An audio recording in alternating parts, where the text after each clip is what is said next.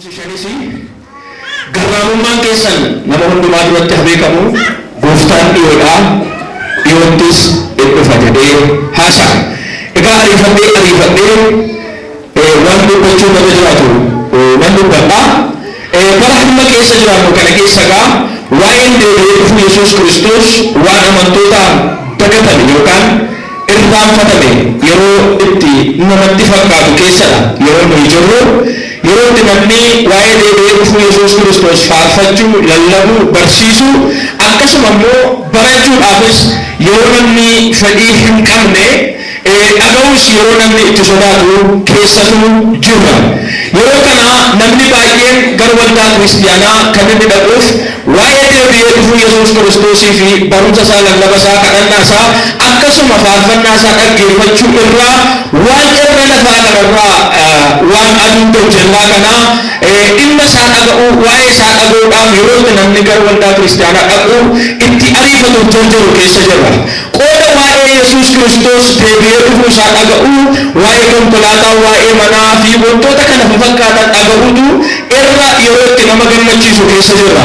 Saayitii ammaa kana keessa waa'ee deebi'ee dhufuu Yesuus Kiristoos yoo namatti himtan namni baay'een namni isaa hin suuqaa, ittiin tolu, ittiin gammadu jechuudha, hin rifata.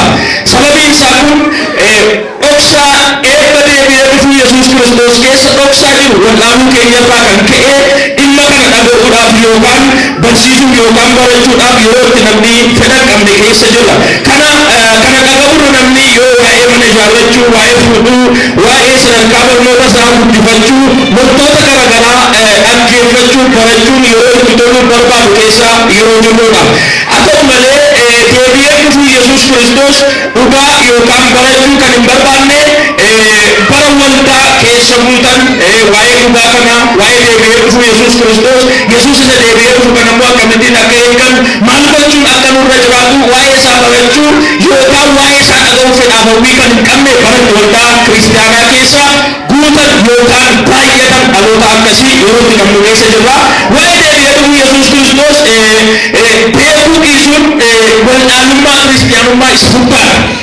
Namni sababii inni waa'ee deebi'ee dhufuu Yesuus Kiristoos dhaga'uu hin barbaanne, barachuu hin barbaanne, deebi'ee dhufuu Yesuus Kiristoos keessa eebbi jiru, ulfinni jiru, akkasumallee gammachuun jiru waan isaan galleef. Namoonni baay'een tarii nama laalanii amanuu danda'u, tarii kaleerraa waan fayyaniif waldaa dhaquu danda'u, tarii akkana isaatu karaa deemanii raajii maqaa isaanii waamee waan hin dhufaaneef boris maqaa kun waamamaadhanii waldaa deddeebi'uu danda'u.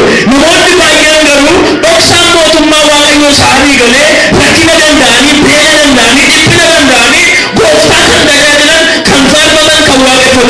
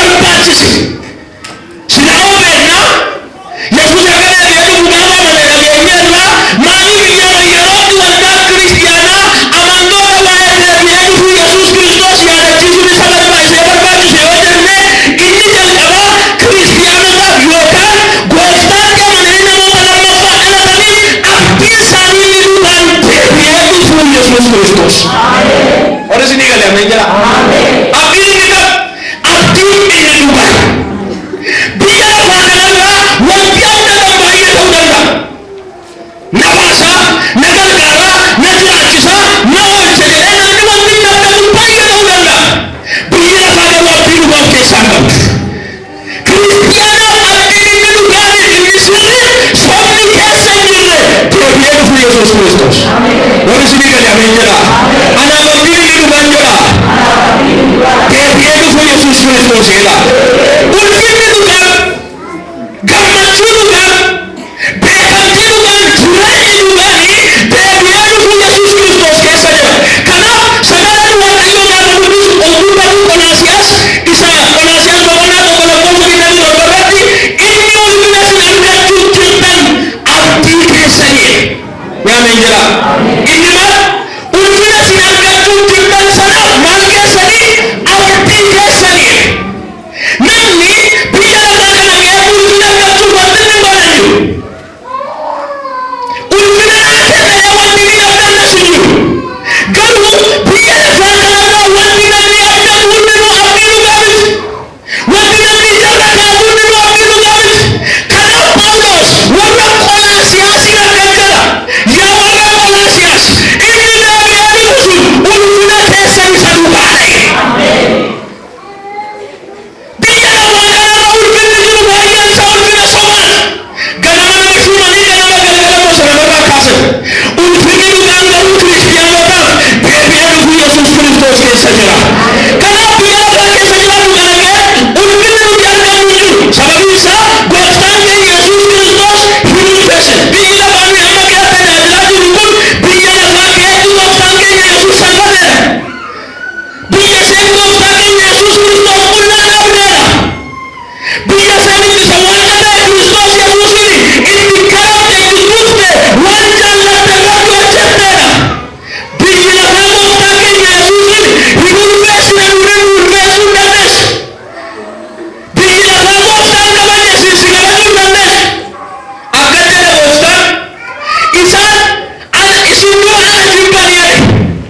Wana jalan istri mobil buku antara ni biar istri manis di buku istri jalan tu. Wani Onasias gostan kamu rakan ke wani sangat kamu bayar bagi. Wani ulfin dari rakan kamu bayar bagi. Karena rakan ke dua dia yang kau ini masa dia wani yang difakade. Atuma Paulus sakajare na isai kwe istri mabiru kanto pada biar Yesus Kristus. Ulfin itu mau sudah selalu satu kali. Biar kamu tahu kasa. Maka waktu Yesus menjala harga dari kami aku dari biar Yesus Yesus yang kamu sini balasan. Allah nanti bayar, wah bayar kalau pesa di, wah bayar kesabu sari, wani yang bayar bikin orang nangisa, wah kami, wah sini, wah kejalan itu. Waktu malam baru biar Yesus Kristus. Ega saya wali model asawiyala. Paulus katakan ke wala Efesuani na kaja na bapana mwana kofini mnasada tawati wami tesa di manyako kesababu. Ulgini wana wana yo kulani itinagaliana tujalis para umaisa malakane peuna itanani kesani aka ismi Paulus ismi fankadai. Haleluya.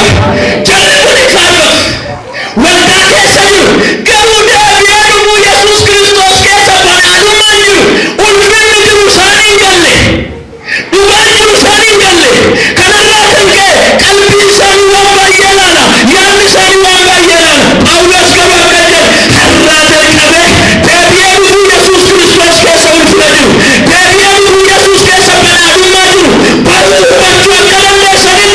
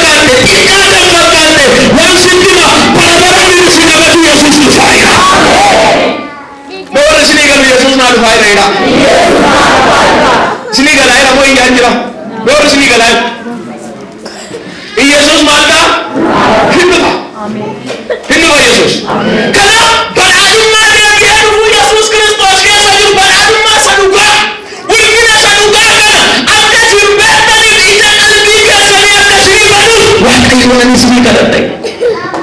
Ni harka mirgaa ol kaasaa jecha tokkoon jedha. Har'aa jalqabee yaalaa baadiyyaas harka mirgaa ol kaasaa dhugaan waaqayyoo isa jiraatan gowwummaan kadhadha. Wanti tokko dhagaruu namarraa hin qaama. Wanti galma keessa dagarsiisu. Wanti deebi'ee dhufuu Yesuus Kiristoos sirraa hojjetu. Waan aduudha jalaa dhagaruu hundinuu kan godhu har'aa jalqabee sirraa waraaneera. Namoota muraasa duwwaa qabeen jedhe amma duwwaa bakkina kadhadhe mooyi fedhii meen jedhe warri argan duwwaa harka mirgaa ol qabaase. Har'aa qabee jireenya kan si jalaa dhoksu. Dhugaa kan si jalaa dhoksu. Ulfina kan si jalaa dhoksu. Ija yaada garaa keetii kan ukkaamsu. Humna du'ee Waaqayyo Yesuusin sirraa waraaneera. Namoonni isinii kana Yesuusin jedha. Namoonni du'ee Yesuusin jedha. Halla kun isinirraa haleluuyaa. Ulfina dhugaa tokkotu si eeggachaa jira. Birbee utaanaan gooftaatti amanuun keenya bu'aa malee ta'e hin jira. Faarfachuun keenya bu'aa malee ta'e hin jira. Birbee yoo ta'e deebi'ee dhufuu Yesuus Kiristoos keessa eebbamu durbeen yoo ta'e ulfina dhufuu durbeen yoo ta'e guddina dhufuu durbeen yoo ta'e kadhannaan keenya tajaajilli keenya raajummaan keenya bu'aa malee ta'e hin jira. Kisaaraa nu jalaa ta'a jechuudha.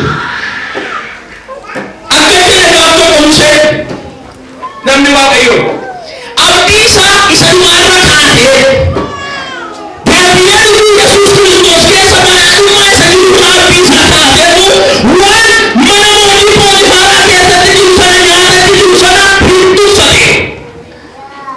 Warri amma abdii keessa deebi'ee dhufuu Yesuus Kiristoos irra kaa'atanii waan lafarraatu batanii misiraachoo ganama kana mootummaa waan tokko isin jiranima Yesuus deebi'ee himata. Ilmu Yesus.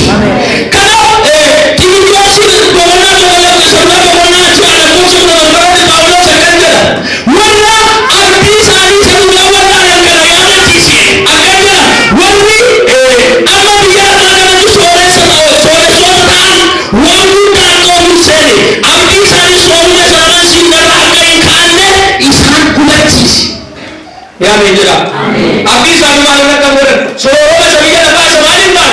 Sana masih, ulfina sana masih, badhaadhummaa biyya lafaa kana sana masih, garuu akka isaanii ija isaanii hin gaafne isaan hubachiisi. Namoonni baay'een deebi'ee dhufuu Yesuus Kiristoos jireenya isaanii baasaniiru. Ulfina badu, qabeenya badu, badhaadhummaa badu biyya isaanii kaa'aniiru. Kanaaf isaan hubachiise jechuudha. Obboloota koo wanti amma biyya lafaa irra jiru kun isa dhugaa miti sosobaati. Jireenyi dhugaan tokko tokko namni sun eeggachaa jira. Egaa seensi babal'aa isaa jira. Abdiin eeggachaa jiru kun dhugaa akka ta'e sagaleen Waaqayyoo hin dubbata. Abdiin kun abdiin kiristaanonni eeggataa jiran kun abdii dhugaadha. Sobni kan keessa hin jirre. Waaqayyo abdiidhaan kakaadhaan kan inni mirkaneesse Ibroota boqonnaa ja'a kana irratti dubbachuu dandeessu. Kun kan hin sobne sobni kan keessa hin jirre Waaqayyo maal namaa mirkaneesse. Itu berkanisi. Mereka jelah, inilah yang terjadi musuhnya. Semua ini juga ada. Ini Yesus itu saja.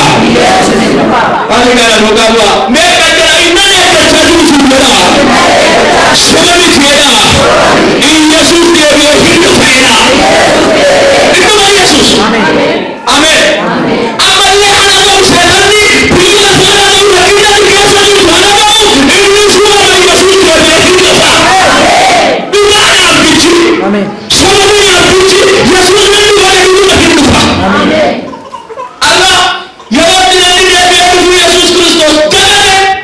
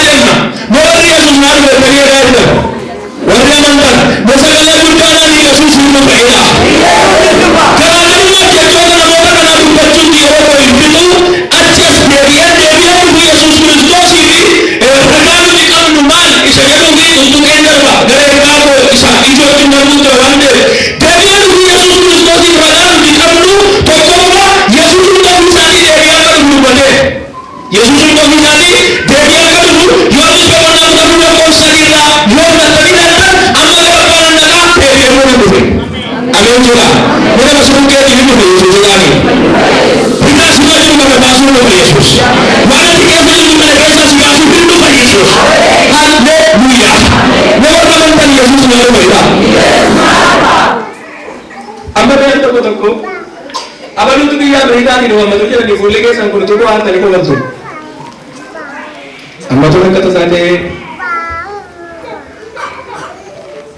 jasa ke nyoro bagan to Muhammad ni sini jadi aske sa di bo upol. Dokter aliin no Muhammad ni ko anda ni. Gambar tu digesan. Aragan wale jadi betul. Inna tiga just. Inna terpercaya. Yesus hidup. Yesus. Orang kanta itu ya, orang ini cuma desu. Kau yang sudah bilang saja mau cukup dia cuma desu. Orang kan mau tahu apa ki yang tahu cuma desu. Sana saya tahu, kana saya tahu. Anak saya nanti kena menazar. Tadi orang harus digali baru betul betul.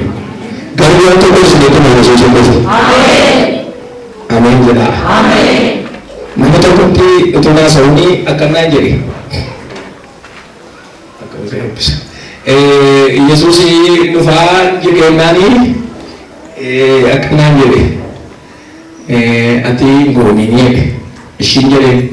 Alim tu tegawan nan Paulus kan kofta Yesus Kristus gambar tu mutu mawa kayu dia ini.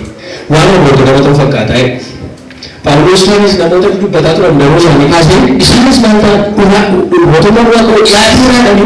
Amma ko okam ekre okam ko mana mengute. Karena di karawang jadi di sini amma ko jadi tu jalan di yang di desa tu di sini.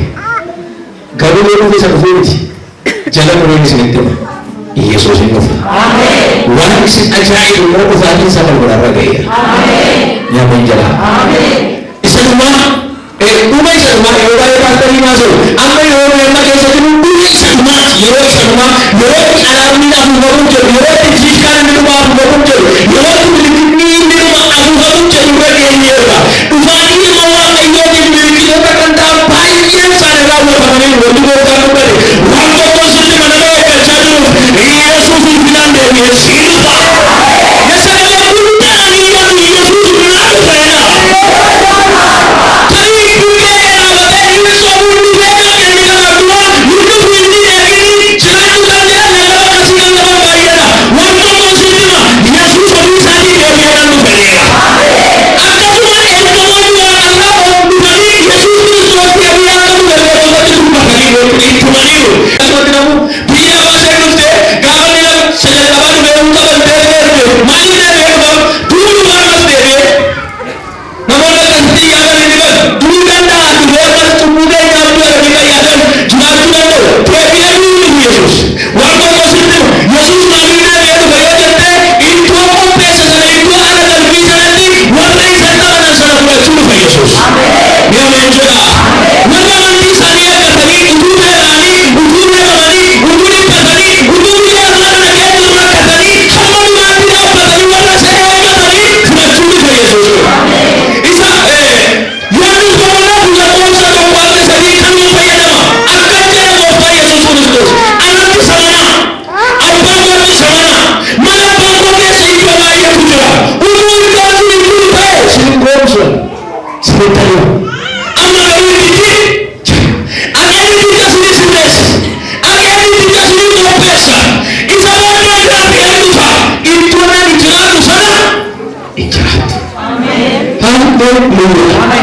Amin jemaat. Kristiani kita maju aluna. Wahai aluna. Yesus Kristus ini aluna. Kalau kita itu dunia aluna. Karena mudahan kita yang menuju sudah bosan akan dibosati dengan masih ada bosan. Kuno orang kata, kuno orang kata, kuno tulen yang kata, kuno kasih orang alas sudah bosan. Karena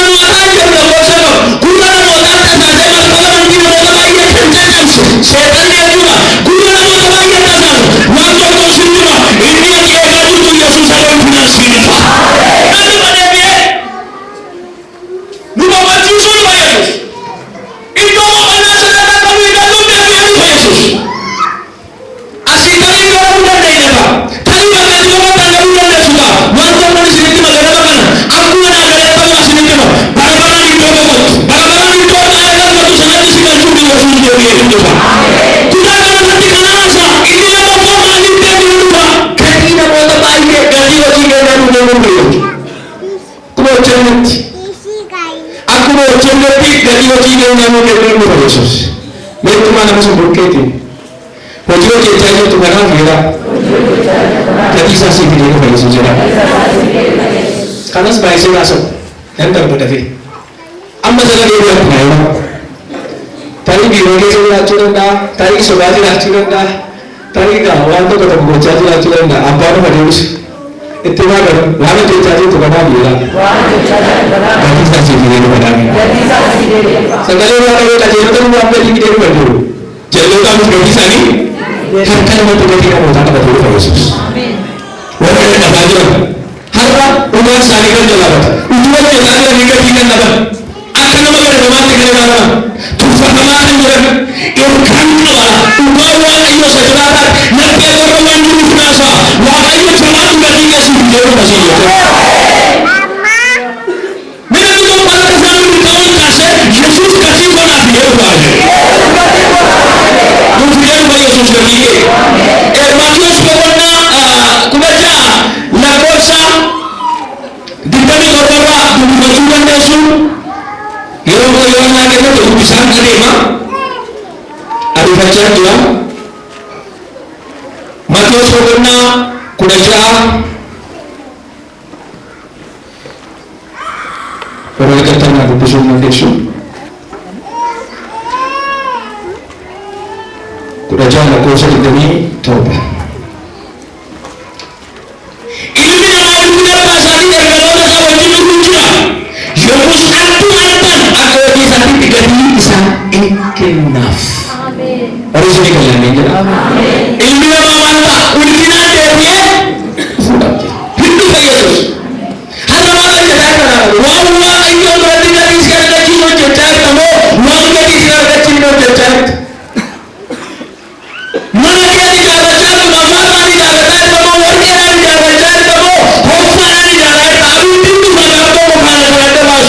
Hanya jangan semuanya semuanya denya, pasti semuanya denya. Warga ada lagi jumpunya yang salah juga dengan denya. Kamu Yesus itu bawa mereka Yesus. Kasih nama dia juga Yesus. Selalu dijual lewat sesuatu orang juga.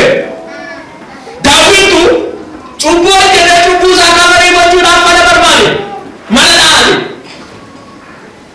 Ada mana uli ada dari fude waktu dia ada kami faedah. Dahulu nama saya Yesus, nama dia itu pada benda. Kalau saya baru ini mana dia tidak ada. Aku nak kesabe, yang mana dia kesabe.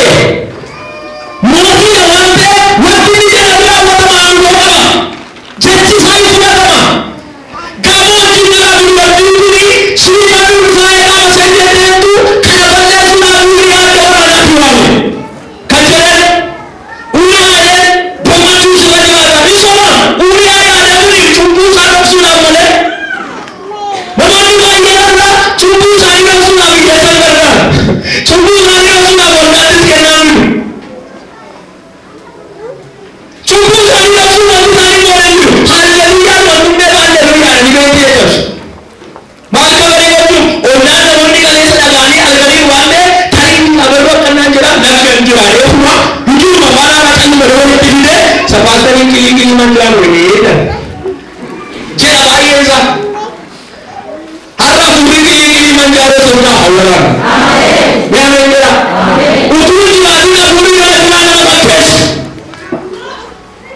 ani kaya kata Malaysia ani nama dia kata Malaysia tangga tu korban dari orang pun sini tak menjadi jalan dan politika sudah maju jadi kamu gubernur saudara jika ani kamu hiji terlepas kalau ada saya sudah beri orang itu dari semua kalau kamu mana betul akan bawa tu berbagai cara untuk dia ni kalau di ubah ibu sisih sebenarnya kan kalau lagi orang di wilayah ini anak-anak ini sekarang dua kata ada Malaysia jadi orang yang mau dibicara mati amin bukan yang tu kuah kayu hidup kira wah kayu hidup jadi apa wah kayu hidup apa lagi nak wah kayu hidup apa lagi nak wah kayu hidup tidak ada untuk sama juga wah kayu hidup dia orang kayu karu boleh kita Mereka apa? Mereka mencari hakikatnya seberkata Waaqayyo mereka. Mereka bisa. Haleluya. Semua satu jenis Waaqayyo mereka. Sanggaannya kesati kamus Waaqayyo mereka. Hatanan biar Waaqayyo mereka Waaqayyo mereka bisa sih. Nah dia pada bisa. Bukan itu Waaqayyo bikin dari sana. Isa nanti kamu tidak bagi bertamu. Waaqayyo ini minta ada wanda deh. Waaqayyo ada bicara ada wanda nanti di mana ada berulang kamu. Untuk namanya riwayat kita ada orang ada di mana lagi. Amana boleh kena berjumpa kamu. Di desa kita kita berbuat. Isa nanti ada bukan kalau yang lebih ada ada cumbukan berwujud. Ada orang tiga sahi sisa. Sampai di malam berapa? Oh kita lah desa yang gofran lagi kah? Udah itu cerita kena kecil sih kita tahu deh. Ada orang di bawah orang kita di kerja kita di biar ini tuh kamu. Karena uangnya ada kamu. Karena makanya yang itu Yesus Kristus dia dia saya tahu. Itu lah. Urusan dia kamu sama kakinya betul. Ada tiga baik. Haleluya. Seperti itu sangat. Wanita itu sangat. Karena itu sangat. Menurut kita kita ya. Karena boleh apa yang kamu mau boleh itu firman orang pun sendiri. Yesus ketika yang dia mendalamnya. Ina ada orang berkata, ina ada orang tidak berkata. Apa yang dia katakan dia tidak bisa berdosa. Bagaimana kita bisa berdoa ina berkata mulanya bagaimana kita yang nanti bisa lakukan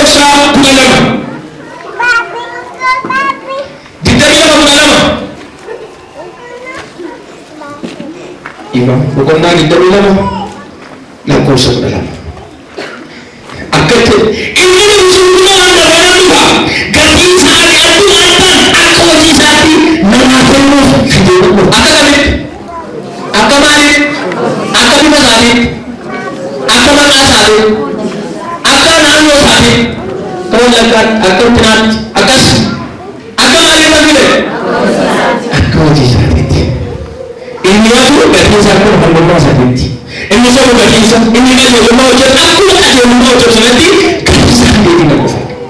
Ega ega orang yang berkisah yang punya sakit. Orang kerja jual beli adalah ega kaki serta minasur. Ini tahu mana dia itu saja pun kaki yang masih hingga amal lagi. Sampai kisah itu adalah itu sampai berpesa tinggal di rumah. Gaji sani di rumah. Ini anak itu dia Yesus Kristus dia itu mahal bertemu saja bisa jadi bukan kalau hati zaman sekarang berjalan di fase bisa berbeda dengan itu mereka bisa akan keluar dari Tuhan kita ini Yesus Yesus itu benar Yesus itu sasmi rumah dari luar dari Yesus Kristus ini jadi rumah berjuang bisa jadi berkorban hidup dalam itu mungkin sama berkorban dan berkorban nama sebutnya harga sama pak dan bagirani tidak sampai dia mana wadahnya saja dan apa baru lagi berkabare baru berkabare bagaimana berkabare baru bagaimana berkabare bagaimana berkabare biasanya apa kamu biasanya baru di dalam biasanya kuatkan mana wanda itu yang sedikit lima dan maka beriana Tuhan Yesus amin wanda itu biasa berbuat dalam mereka Namanya itu biasa berbuat dalam karena yang untuk mempunyai akan disayang kamu sangat lewat ayo himasa yang hutuma Kristian yang hutuma dapat kamu sangat lewat kopan yang kamu sangat lewat yang akan dihubungi wanda yang akan Yesus Kristus dihubungi wanda bapa Yesus Kristus akhirnya bapak kemana pembunuh bebe memang pun situ nanti minang baca hari kayu minang baca malif isi malif aja tuh di rumah ya malif tapi malif aja